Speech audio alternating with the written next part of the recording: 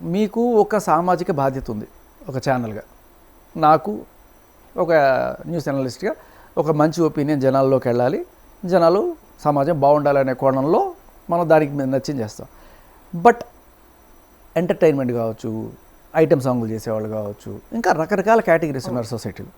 వాళ్ళు they are not up to సొసైటీని ఏదో ఉద్ధరించేద్దాం అనే కోణంలో వాళ్ళు ఏమి ఉండరు. వాళ్ళు they are doing their business. వాళ్ళు ఏమనుకున్నా వాళ్ళు అది చేసుకుంటుంటారు.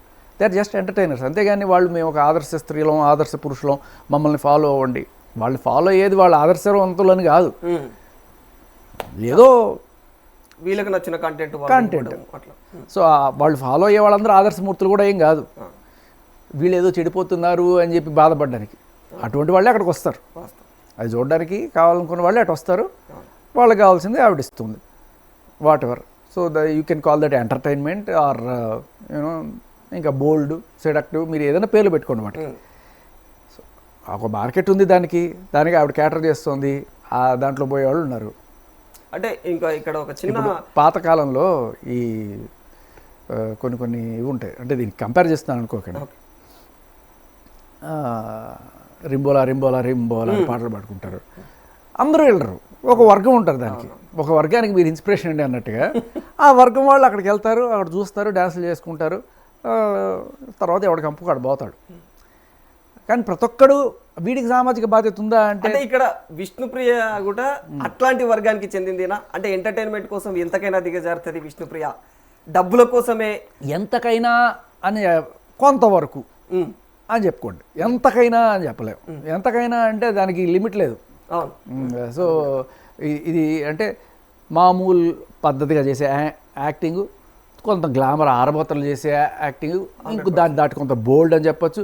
అది దాటి ఇంకా పోర్నోగ్రఫీలో యాక్ట్ చేసేవాళ్ళు, ఇంకా ప్రాస్టిట్యూషన్లు, ఇంకా రకరకాల దాని డిగ్రీలు పెంచుకుంటూ పోతుంది. మీరు ఎంతకైనా అనేది అయితే అక్కడ కనిపెట్ట కొంతవరకు అని అనొచ్చు. సో అదేంటి లీగల్లీ పర్మిటెడ్ రేంజ్లోనే ఉంది. ఇప్పుడు ఆవిడ చేసేది లీగల్లీ పర్మిటెడ్ రేంజ్లోనే ఉంది అనే కోణంలో, లీగల్లీ పర్మిటెడ్ రేంజ్లో ఉంది అన్నంత మాత్రాన అది సమాజానికి బాగైపోదు. ఇప్పుడు మందు కొట్టడం లీగల్ కావచ్చు, మందుల షాపు నడపడం లీగల్ కావచ్చు, కానీ అది సమాజానికి ఏ రకంగా ఉపయోగం? ఎవరికి ఉపయోగం లేదు. కానీ గవర్నమెంట్ లైసెన్స్ ఇచ్చి వచ్చింది కదా, అందుకని వాళ్ళు చేసుకుంటున్నారు. అలాగే అంటే దానికి సమాజంలో కొన్ని ఉన్నాయి, చెడులు ఉన్నాయి. కానీ సరే మీరు సావండి అని చెప్పి కొంత లైసెన్స్ ఇచ్చి వదిలేసింది. ఇప్పుడు గవర్నమెంట్ ఏం చేయాలి? తప్పు, ఇది పరిమితి, ఇది దాటి వెళ్ళకూడదు, ప్రైవేట్ పార్ట్స్ కనబడేట్టు ఎవరు కూడా యాంకరింగ్లు కానీ ఇవన్నీ చేయకూడదు అని ఒక రూల్ తీసుకొస్తే, అప్పుడు ఇటువంటివి చేసినప్పుడు ప్రశ్నించడానికి లేదు. ప్రశ్నించడం మన సామాజిక బాధ్యతతో మనం ప్రశ్నించవచ్చు. ఇప్పుడు గవర్నమెంట్ మందుల షాపుకి, లిక్కర్ షాపులకి లైసెన్స్ ఇచ్చినంత మాత్రాన మనం అది తప్పు కదా అని సారాయి ఉద్యమాలు చేయడం మానేట్లా. అవును, వాటికి అగ్నెస్ట్గా ఉద్యమాలు చేస్తున్నాం. ఖచ్చితంగా సమాజం బాగు కోసం ఉన్నది మనం ప్రశ్నించాలి. కానీ అట్ ద సేమ్ టైం మనం తెలుసుకోవాల్సింది ఏంటంటే, ఇది వాళ్ళు వీళ్ళని కాదు, గవర్నమెంట్ అలా వదిలేసింది కొన్ని లూజెంట్స్. వీటిని టైట్ చేసుకుంటే సమాజం మరింత మెరుగుపడుతుంది. లేదు, అటువంటి వాళ్ళు కూడా బతకాలి కదా.